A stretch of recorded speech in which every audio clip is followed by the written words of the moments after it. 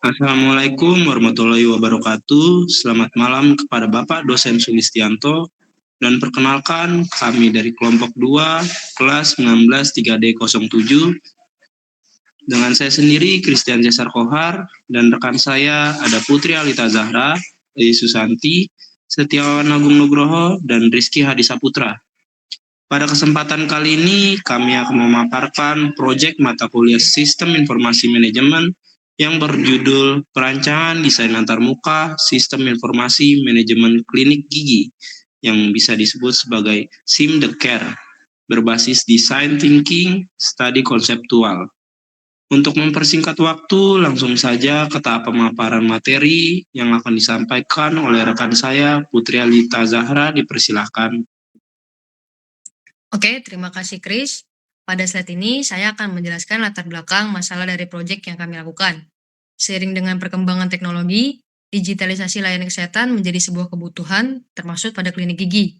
Klinik gigi dituntut untuk memberikan pelayanan yang cepat, efektif, dan efisien dan agar dapat meningkatkan kepuasan pasien. Namun, pada kondisi saat ini masih terdapat beberapa permasalahan di klinik. Di antaranya, proses pendaftaran pasien yang masih kurang efisien, jadwal konsultasi yang belum terstruktur dengan baik, serta informasi dokter dan layanan yang belum terintegrasi. Oleh karena itu, dibutuhkan sebuah sistem informasi berbasis digital yang mampu mengatasi permasalahan tersebut dan meningkatkan kualitas layanan klinik. Selanjutnya saya akan menjelaskan tentang solusi pengembangan. Berdasarkan permasalahan yang telah dijelaskan sebelumnya, maka solusi pengembangan yang ditawarkan adalah perancangan sistem informasi layanan klinik gigi. Sistem ini menyediakan pendaftaran online yang mudah dan cepat sehingga pasien tidak perlu menunggu lama. Selain itu, sistem penjadwalan konsultasi dibuat terintegrasi agar lebih tertata dan efisien. Selanjutnya, informasi dokter dan layanan juga ditampilkan secara transparan sehingga mudah diakses oleh pasien. Dan desain antarmuka sistem dirancang responsif dan ramah pengguna dengan tujuan untuk meningkatkan user experience atau pengalaman pengguna secara keseluruhan. Terima kasih. Terima kasih Putri Alita Zahra. Untuk materi selanjutnya akan dipaparkan rekan saya Rizky Hadisaputra. Dipersilakan.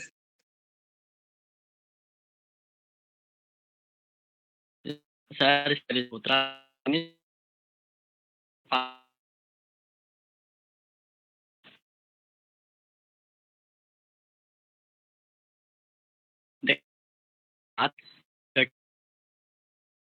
itu pasien, admin, dokter, serta pihak klinik ketemu. Bagi pasien, yang pertama itu kemudahan pendaftaran online. Jadi pasien tidak perlu datang ke klinik. Yang kedua ada akses informasi dokter dan layanan dan mengurangi waktu tunggu bagi pasien. Manfaat bagi admin yaitu pengelolaan data terpusat, mengurangi input manual, dan monitoring klinik jadi lebih mudah. Manfaat bagi dokter, yang pertama ada akses data pasien cepat. Yang kedua ada jadwal praktik terstruktur. Terus mendukung efektivitas pemeriksaan. Dan yang keempat meningkatkan kepuasan pasien, yaitu informasi layanan lebih jelas sehingga hubungan dokter sama pasien jadi lebih baik. Terus manfaat bagi klinik tersendiri yaitu meningkatkan profesionalisme dan citra klinik itu. Yang kedua, mendukung transformasi digital, yaitu klinik menjadi lebih siap menghadapi perkembangan teknologi. Yang ketiga, pelayanan lebih cepat dan transparan, yaitu proses administrasi lebih rapi dan mudah dipantau. Dan yang terakhir, manfaat bagi klinik secara keseluruhan, yaitu meningkatkan efisiensi operasional, yaitu mengurangi antrean, mempercepat alur layanan, dan meningkatkan kepercayaan pasien. Lanjut.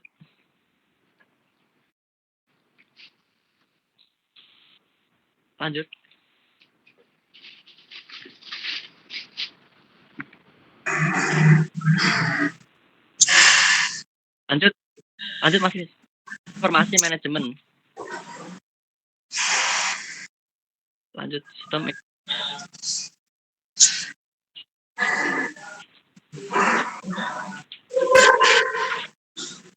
Sistem informasi manajemen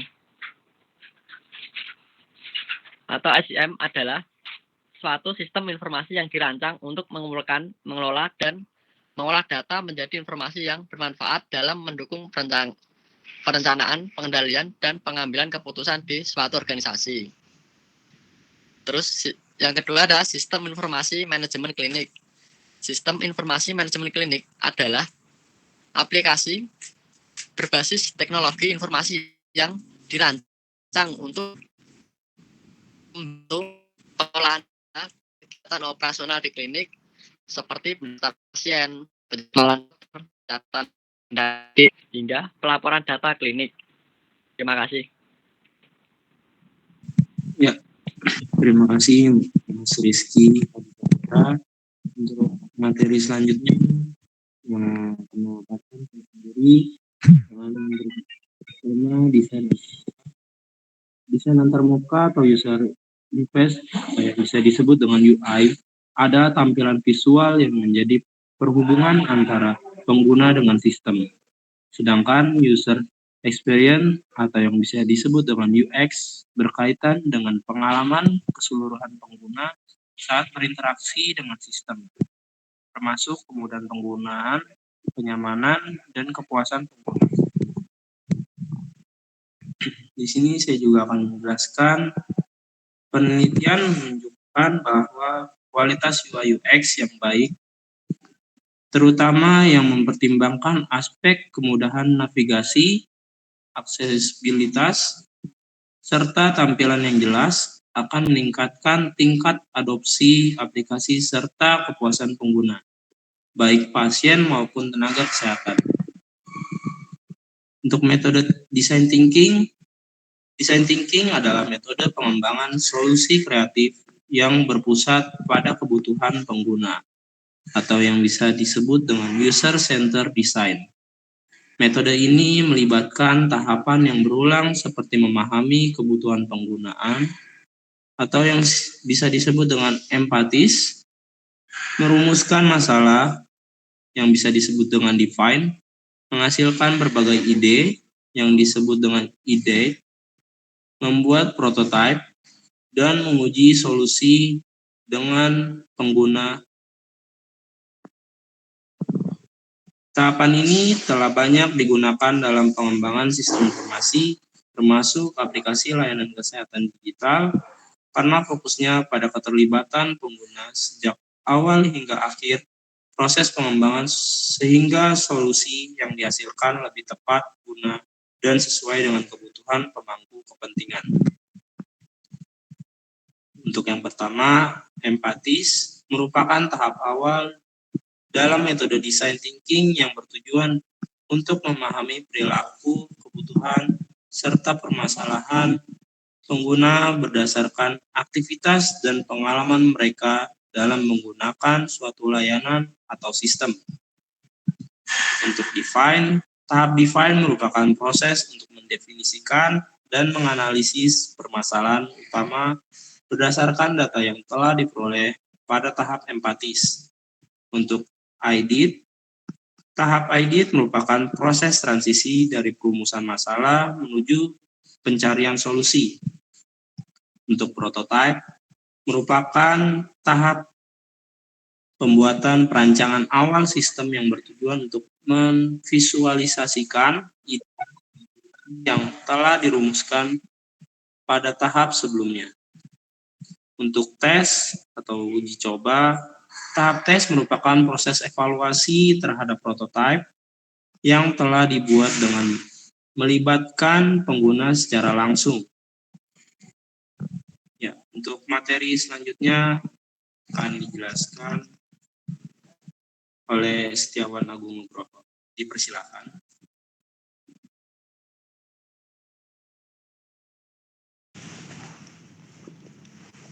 Baik, terima kasih Chris. Selanjutnya saya akan menjelaskan tentang user flow. Di mana di sini terbagi menjadi 3 antara flowchart pasien, flowchart admin, dan juga flowchart dokter. Yang pertama saya akan menjelaskan tentang flowchart pasien terlebih dahulu. Yang pertama itu kita memulai dulu untuk masuk ke aplikasinya. Lalu di aplikasi itu ada tampilan informasi. Nah, setelah itu dibagi menjadi dua pilihan. Di situ ada dua pilihan antara menu login dan daftar. Ketika pasien atau pengguna itu mempunyai akun, maka dia akan langsung masuk ke login. Ketika di login itu, maka input data pasien langsung diarahkan untuk input data seperti email dan password. Nah, ketika si pengguna itu lupa sandi, maka akan diarahkan ke masukan email untuk pemulihan dan input kata sandi baru, lalu akan diarahkan ke home. Namun bila pengguna itu tidak lupa password, maka dia akan langsung memasukkan sandi. Ketika sandi itu benar, maka akan langsung diarahkan ke menu home atau dashboard. Nah, balik lagi ke tampilan informasi yang pertama. Di situ kan ada menu daftar juga. Ketika pengguna atau pasien itu belum mempunyai mempunyai akun, maka pasien itu diarahkan ke arah menu daftar. Nah, di menu daftar itu, pasien harus menginput data seperti email, nama lengkap, password, dan ulangi password untuk data agar bisa masuk ke arah aplikasinya.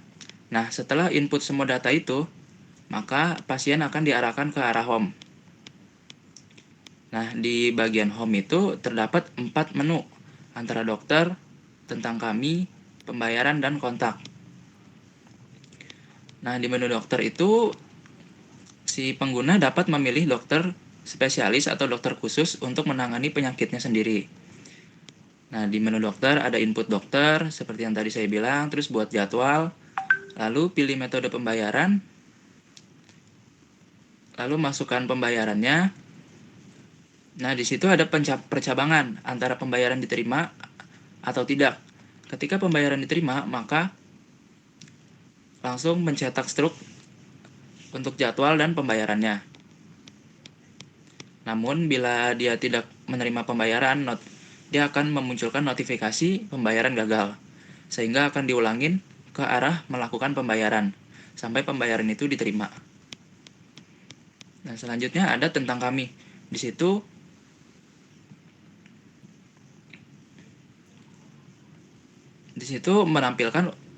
menu untuk menampilkan informasi klinik. Lalu ada pembayaran yang dimana untuk menampilkan menu pembayaran dan melakukan pembayaran. Lalu untuk kontak itu informasi kontak tentang dental kliniknya. Nah, selanjutnya ada flowchart untuk admin. Pertama, mulai seperti biasa kayak tadi. Lalu admin itu langsung login dengan akunnya sendiri. Ketika si admin itu login, kalau misalnya dia salah untuk masukkan password, maka akan diarahkan ke arah login lagi ketika passwordnya salah. Namun ketika passwordnya benar, maka admin langsung diarahkan ke menu dashboard atau home. Nah, di menu home itu atau dashboardnya ada beberapa tampilan, yaitu pertama data dokter, di mana admin dapat melakukan CRUD, yaitu create, read, update, dan delete data dokter. Lalu ada menu data pasien. Jadi si admin dapat melihat dan memperbarui data pasien. Lalu ada menu jadwal atau antrian. Jadi si admin dapat menambah jadwal dan melihat antrian pasien. Lalu ada menu obat. Di situ admin dapat melihat stok obat, lalu dapat menambahkan, edit, atau hapus stok obat tersebut. Lalu ada menu transaksi pembayaran.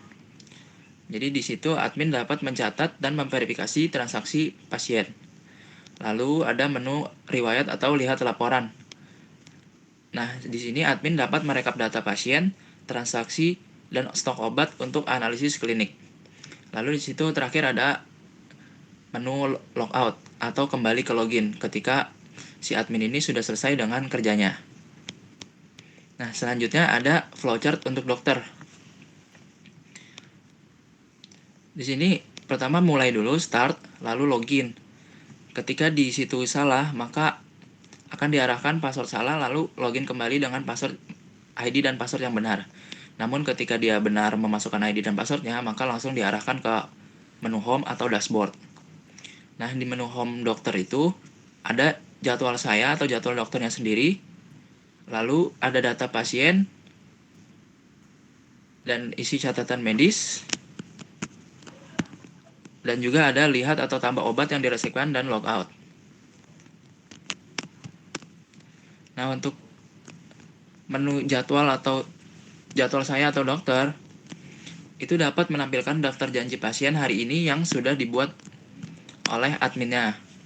Lalu, selanjutnya ada menu data pasien, di mana di sini dokter dapat melihat detail pasien yang akan diperiksa. Selanjutnya ada isi catatan medis.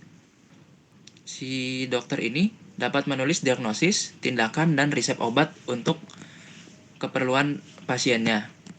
Lalu ada lihat atau tambah obat yang diresepkan. Jadi, si dokter ini dapat melihat daftar obat yang tersedia di klinik yang langsung tersinkron dengan data admin dan dapat memudahkan si dokter tersebut. Lalu kemudian ada menu logout. Ketika dokter sudah selesai dengan pekerjaannya, maka dia akan diarahkan untuk logout dan kembali ke login. Terima kasih. Ya, terima kasih Setiawan Agung Nugroho. Untuk materi selanjutnya akan dipaparkan oleh Dei Susanti, dipersilakan. Baik, terima kasih Chris. Di sini saya akan menjelaskan desain antarmuka, yaitu ada 3, pasien, kemudian ada admin dan dokter. Nah, di sini saya akan menjelaskan terlebih dahulu desain antarmuka pasien. Nah, antarmuka pasien ini berfungsi sebagai media input data utama dalam SIM, di mana pasien memasukkan data yang akan diproses dan dikelola oleh sistem klinik. Nah, kita akan masuk ke tampilan awal. Ini adalah tampilan awal atau informasi, yaitu berfungsi sebagai media informasi awal dan pintu masuk ke sistem, yang dalam konteks SIM memberikan informasi statis yang sebelum pasien masuk ke proses manajemen data. Kemudian di sini ada masuk dan daftar atau login dan register. Nah, data login dan register ini nanti disimpan ke data pasien di admin, kemudian digunakan untuk identifikasi unik pasien dalam sistem. Fungsi dalam SIM-nya apa sih? Yaitu menjamin keamanan data, kemudian mencegah duplikasi pasien, dan menghubungkan seluruh aktivitas pasien ke satu akun. Oke. Nah, di bagian masuk dan daftar ini, yaitu pasien bisa memilih nih, kalau misalkan pasien memiliki akun, pasien bisa langsung klik masuk. Di sini pasien tinggal memasukkan email dan sandi. Kalau misalkan pasien lupa sandi, tinggal klik aja lupa sandi. Nanti di sini akan diarahkan untuk mengisi email atau nomor HP yang telah didaftarkan, kemudian dikirim. Nanti tinggal memasukkan sandi ulang, sandi terbaru. Oke, kalau misalkan si pasiennya belum punya akun, di sini ada pilihan daftar. Nah, di sini nanti pasien akan diarahkan untuk melengkapi data, yaitu ada email, nama lengkap, sandi, dan ulangi sandi. Kemudian daftar. Nah, nanti setelah daftar, pasien akan diarahkan ke menu utama atau home. Nah, di home ini, menu ini menghubungkan pasien ke berbagai modul SIM, yaitu diantaranya ada dokter, ada tentang kami, kemudian ada riwayat, kontak, schedule, payment, dan profil. Nah, fungsinya untuk apa sih? Yaitu sebagai penghubung antara modul sistem informasi yang saling berintegrasi. Oke. Kita akan coba ke halaman dokter terlebih dahulu ya. Di sini ada halaman dokter. Nah, halaman dokter ini terhubung ke schedule. Ketika pasien memilih dokter yang ada di pilihan dokter, dan misalkan di sini pasien memilih dokter gigi umum, nanti akan diarahkan langsung ke schedule. Nah, di sini pasien tinggal milih nih mau tanggal berapa dia melakukan kunjungan ke klinik. Misalkan kita pilih tanggal 8. Tanggal 8 ya. Nah, nanti tinggal buat jadwal.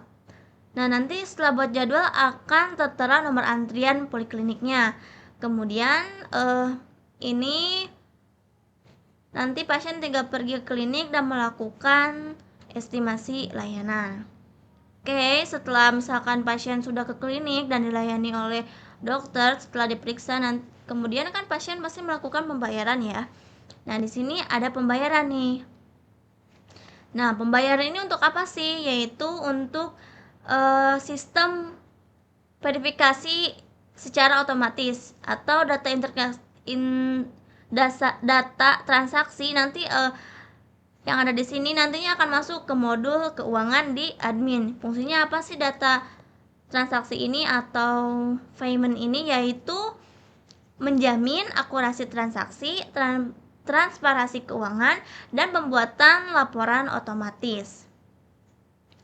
Nah, misalkan di sini pasien ingin melakukan pembayaran. Jadi nanti pasien bisa melihat dulu nih sebelum pembayaran dia biaya konsultasinya berapa. Kemudian dia mau melakukan metode pembayarannya apa? Mau virtual account kah, e-wallet kah, atau mau pembayaran langsung. Misalkan nih pasiennya nggak mau ribet deh, mau pilih virtual account, tinggal pilih, kemudian tinggal pasien melakukan bayar sekarang. Nah, di sini ada tampilan kode bayar. Jadi nanti pasien tinggal mensalin kode bayar ini dan melakukan pembayaran di m-banking masing-masing. Nah, kalau sudah tinggal klik aja ya, saya sudah transfer. Nanti akan muncul nih status transaksi. Nah, setelah itu ada riwayat. Oke, pasien sudah melakukan kunjungan, sudah dilayani oleh dokter. Kemudian dia sudah melakukan pembayaran, pasti akan ada namanya riwayat yang masuk ke informasi si pasien atau aplikasinya. Nah, di sini ada riwayat. Riwayatnya itu menampilkan apa saja sih? Di sini menampilkan kunjungan, kemudian menampilkan resep, menampilkan pembayaran. Jadi nanti pasien bisa melihat nih kunjungan dia, apakah statusnya selesai atau belum. Kemudian resepnya nih, ini yang lebih penting mungkin. Nanti kalau misalkan dokter meresepkan obat, si pasien nggak usah bingung-bingung nanyain apa ya tadi yang diresepin dokter, nggak usah, nanti tinggal lihat aja riwayat apa aja sih yang udah diresepin sama dokternya. Terus status obatnya ini apakah sudah selesai, apakah sudah diambil atau bagaimana. Nah, kemudian di sini ada status pembayaran juga. Oke, mungkin itu adalah tampilan antarmuka pasien. Kemudian kita lanjut ke desain antarmuka admin. Baik, di sini adalah desain antarmuka admin atau pusat pengelolaan SIM. Nah, antarmuka admin ini merupakan inti dari sistem informasi manajemen, yaitu di mana tempat seluruh data dikontrol, diproses, dan dianalisis. Oke, di sini sebelum admin, sebentar. Oke, di sini sebelum admin ke dashboard, admin melakukan login terlebih dahulu ya. Oke. Di sini admin diarahkan untuk mengisi email dan passwordnya, kemudian masuk. Nah, ini adalah dashboard admin. Nah, di dashboard admin ini menampilkan data real time, yaitu di sini ada jumlah dokter, kemudian ada jumlah pasien, kemudian ada jadwal hari ini, kemudian transaksi bulanan. Nah, di sini juga ada stok obat terendah. Oke. Nah, fungsinya dashboard ini untuk apa sih? Yaitu untuk menyajikan informasi ringkas untuk mengambil keputusan manajemen. Nah, setelah itu di bawahnya ada data dokter. Oke, di data dokter ini yaitu admin mengelola apa aja sih? Mengelola data master dokter, kemudian mengelola data master pasien. Fungsinya untuk apa sih? Untuk menjaga konsistensi, kemudian keakuratan data yang nantinya akan digunakan di seluruh sistem. Oke, kemudian di bawahnya ada data pasien. Nah, di data pasien ini bukan menampilkan data pasien aja ya, tapi admin juga bisa menginput data pasien terbaru. Nah, setelah misalkan di sini admin sudah menginput nama pasien, jenis kelamin, umur, nomor handphone, alamat, dan status. Setelah itu di submit. Nah, di sini baru muncul ke table. Di sini juga ada pencarian. Kalau misalkan admin mau mencari salah satu pasien, tinggal klik aja nama pasiennya siapa. Oke, lanjut. Di bawahnya ada jadwal antrian. Di sini jadwal antrian ini menampilkan nih nomor antriannya, kemudian nama pasiennya, nama dokternya, tanggalnya, kemudian jamnya dan statusnya, apakah pasiennya sedang menunggu atau selesai atau dibatalkan. Kemudian di bawahnya ada resep obat. Nah, di resep obat ini menampilkan resep obat yang telah diresepkan oleh dokter. Nanti akan saya jelaskan di antarmuka dokter ya. Jadi sebelum ke admin ini sebenarnya resep obat ini diketik oleh dokter di inputnya ya. Nah, baru masuk ke admin. Nah, setelah itu nanti admin yang memprosesnya. Oke, di bawahnya ada transaksi pembayaran. Di sini menampilkan nih transaksi pasien. Apakah status pasien ini sudah lunas atau terpending? Kemudian metode pembayaran pasiennya itu bagaimana sih? Apakah kris atau cash atau transfer? Oke, di sini kemudian ada laporan. Laporan ini yaitu laporan kunjungan pasien, kemudian laporan transaksi bulanan. Nah, di sini laporan transaksi bulanan ini kelihatan ya. Nah, menampilkan pendapatan bulanan kliniknya. Oke, setelah misalkan pasien selesai, tinggal log out. Nah, kembali ke tampilan awal. Oke, sekarang kita lanjut ke tampilan antar muka dokter. Tampilan antar muka dokter hampir sama dengan tampilan admin. Di sini dokter harus melakukan login atau masuk terlebih dahulu dengan memasukkan email dan password. Nah, antar muka dokter ini berperan dalam pengelolaan data medis. Nah, yang dimana bagian paling penting dari SIM klinik. Oke, di sini dokter melakukan login terlebih dahulu, kemudian akan diarahkan ke dashboard sama seperti admin. Nah, di dashboard ini menampilkan ringkasan pasien hari ini, total pasien bulanan, kemudian jadwal besok. Nah, fungsinya untuk apa sih? Fungsinya itu untuk membantu dokter mengelola waktu dan layanan secara efisien. Kemudian di bawah dashboard ada jadwal saya. Nah, di jadwal saya atau jadwal dokter ini nantinya itu dokter bisa mengakses data pasien yang telah diinput sebelumnya oleh pasien dan admin. Nah, fungsinya untuk apa sih? Yaitu untuk menjamin data terintegrasi antara pengguna sistem. Oke, di bawahnya setelah data pasien, jadwal ya barusan. Oke, di bawahnya ada daftar pasien. Di sini data pasien yaitu menampilkan nama-nama pasien, intinya data-data pasien yang telah terdaftar ya. Oke, di bawahnya ini ada catatan medis. Nah, di catatan medis ini yaitu nanti dokter mau setelah memeriksa pasien bisa meresepkan obat di sini. Di sini